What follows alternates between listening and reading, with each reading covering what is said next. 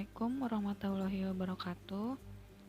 Di sini saya akan menjelaskan media interaktif dengan judul Perkembangan Media Interaktif. Yang pertama ada kompetensi. Kompetensi terdiri dari dua, ada kompetensi inti dan kompetensi dasar. Untuk kompetensi inti yang isinya memahami, menerapkan, menganalisis, dan mengevaluasi tentang pengetahuan faktual, konseptual, operasional dasar, dan metakognitif sesuai dengan bidang dan lingkup simulasi dan komunikasi digital. Dan dasar bidang teknologi informasi dan komunikasi pada tingkat teknis, spesifik, detail, dan kompleks, berkenaan dengan ilmu pengetahuan, teknologi, seni, budaya, dan humaniora dalam konteks pengembangan potensi diri sebagai bagian dari keluarga, sekolah, dunia kerja, warga masyarakat nasional, regional, dan internasional.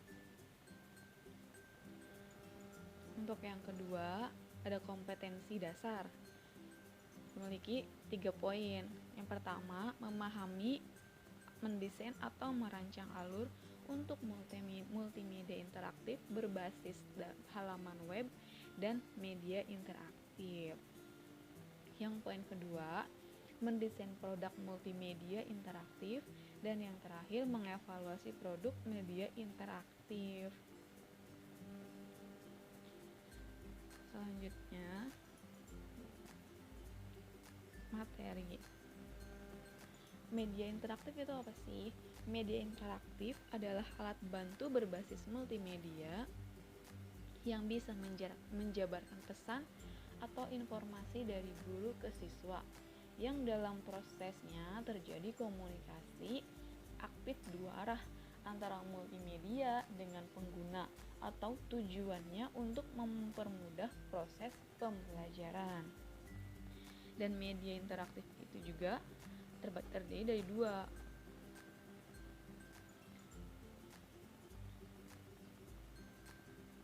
Ada multimedia interaktif dan multimedia non-interaktif. Perkembangan teknologi pada saat ini telah kan banyak mempengaruhi segala aspek kehidupan manusia, termasuk berdampak pada cara manusia berkomunikasi, berinteraksi, dan saling berbagi informasi. Kalau dulu menyampaikan informasi harus melalui tatap muka atau berkirim surat yang membutuhkan waktu lama, nah kini tidak lagi, cukup melalui telepon atau berkirim pesan singkat melalui telepon sesuai seluler. Informasi dapat diterima dengan cepat, bahkan dapat langsung mendapatkan reaksi atau tanggapan dari informasi tersebut.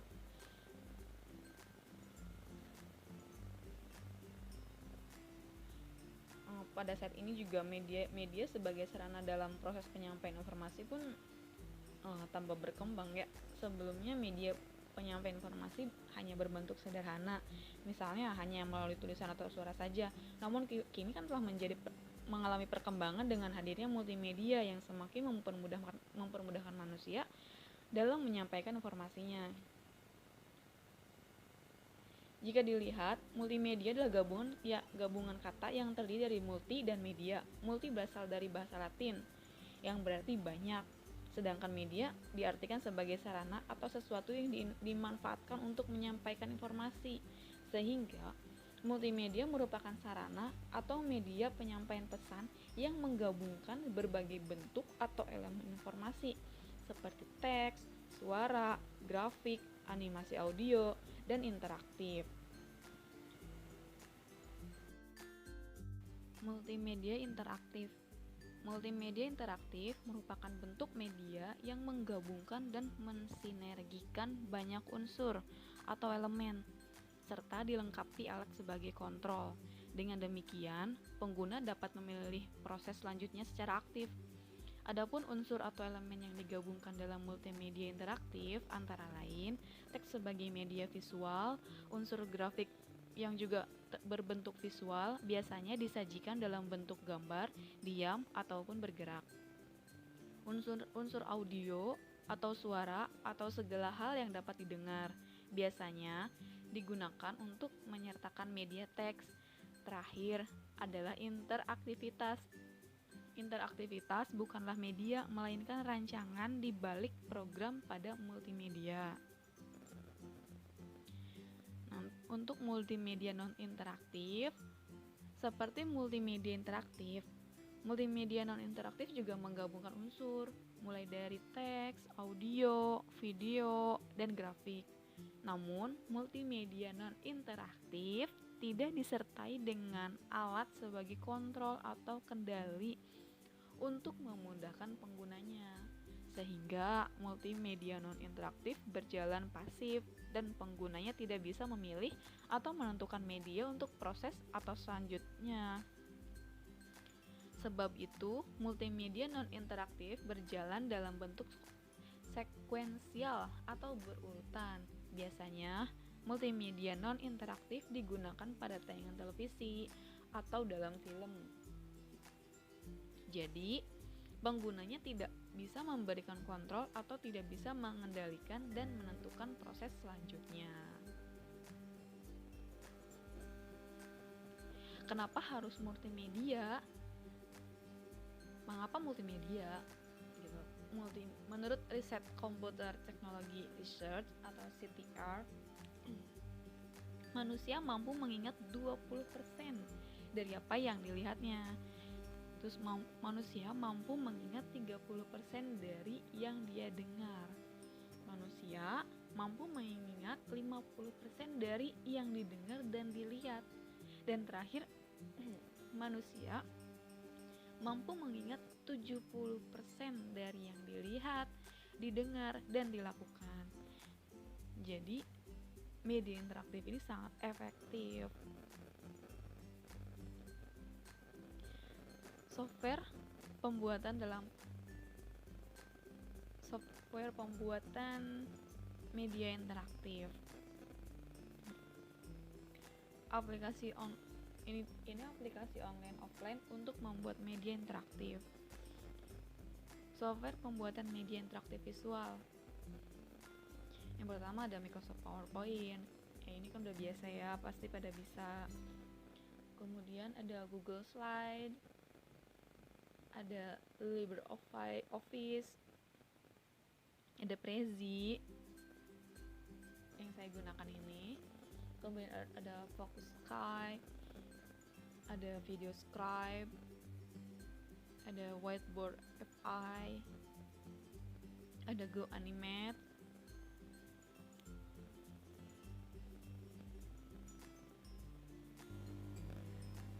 Go Animate ini biasa dipakai untuk membuat video animasi. Kemudian ada Powtoon. Powtoon bisa untuk membuat video animasi juga. Banyak ya untuk membuat video animasi ini. Ada Animis, kemudian ada Flypaper. Nah, dan ini Comic Strip Creator. Dia dipakai untuk membuat digital komik.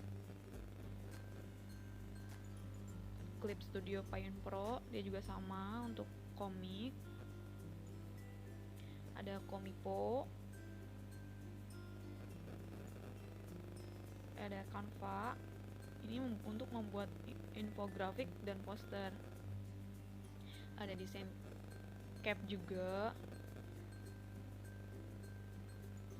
Kemudian ada Easy Test Maker, ini untuk membuat soal kuis. Ada beberapa yang digunakan, ada Classmaker juga, ada Quizzes, ada Quizlet, terus Equatio ini untuk merancang media matematika secara online. Stretch membuat animasi dan cerita interaktif. Padlet membuat ruang belajar kelompok atau kolaborasi online. Dan terakhir ada Flipgrid, membuat ruang belajar kelompok dan kolaborasi online juga. Kemudian software pembuatan media interaktif audiovisual. Yang pertama ada Kahoot, membuat kelas digital.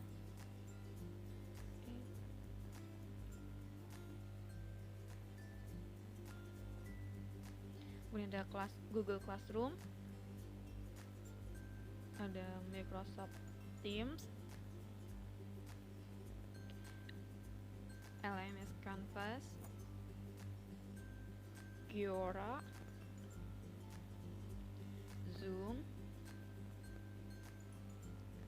Lectora, MIT App Inventor, ini untuk membuat aplikasi belajar berbasis Android. Ada Unity juga, ada iSpring, ada Adobe Flash, Video Maker untuk pembuatan video pembelajaran, Camtasia, Filmora, Wondershare, dan yang terakhir adalah KineMaster.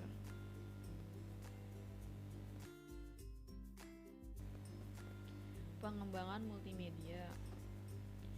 Yang pertama ada Instructional Designer, Software Application, Role Play Templates, Interactivity Meter, Certification Procedure, dan yang terakhir adalah Learning Strategy.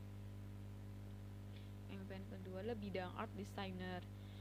Ada Graphic Icon, Color Harmony, Software Application, Background and Layout, Role Play Templates, Sound Recording, dan terakhir Animated Object.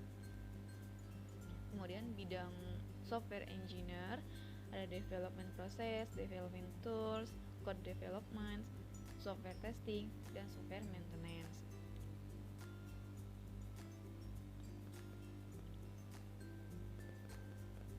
Kemudian karir dalam media interaktif ini apa sih? Bidang teknologi multimedia merupakan profesi baru yang sedang dibutuhkan pada saat sekarang dan yang akan datang tentunya. Imajinasi yang kuat diperlukan di bidang ini untuk dapat membayangkan, melihat potensi, menciptakan apa yang tidak terbayangkan oleh kebanyakan orang saat ini. Berikut ini adalah profesi yang membutuhkan teknologi multimedia. Ya, diantaranya ada pemasaran, animasi, desain grafis, electronics publishing, editor, desain game, public relation, special effect, produksi video, dan webmaster.